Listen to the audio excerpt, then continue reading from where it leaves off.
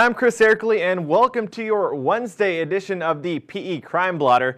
We are talking about Rickie Lee Fowler, the man on trial for the old fire that occurred back in 2003.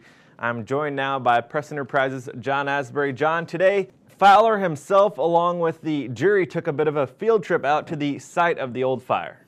Right, and we tried to go, but the court said that there wasn't enough room at the site and that we might interview with the view of jurors, even though this was along Highway 18 and Old Waterman Canyon Road in the San Bernardino National Forest.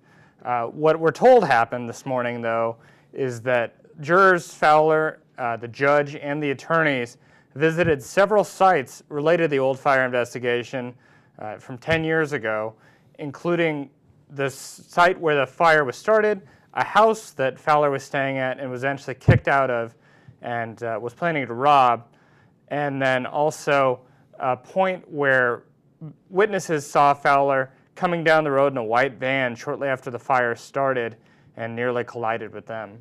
Now, going out to the site like this, what do you think this does to the jury? Right, and this is something that it's rare, but certainly not unheard of in these cases.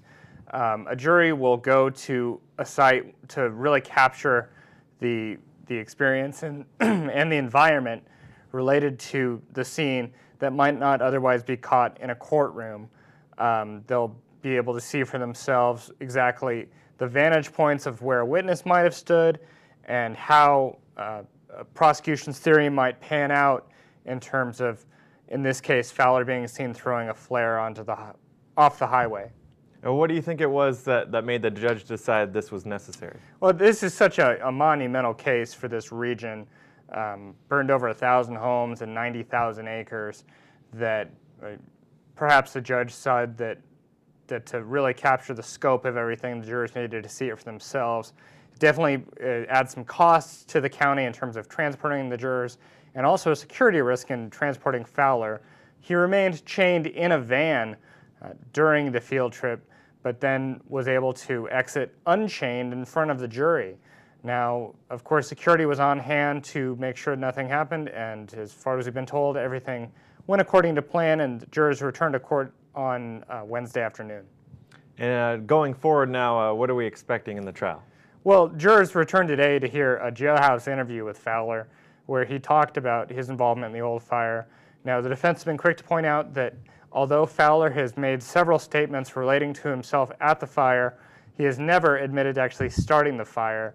He said that his accomplice, who is now deceased, was the actual person who threw the flare that set the mountain on fire, particularly burning near this home where they had a vengeance against a former friend. All right, John, thanks for joining us. Be sure to keep us updated on any new developments in the Fowler trial. That does it for today's PE Crime Blotter. Be sure to keep it right here for the latest in the Rickie Lee Fowler trial.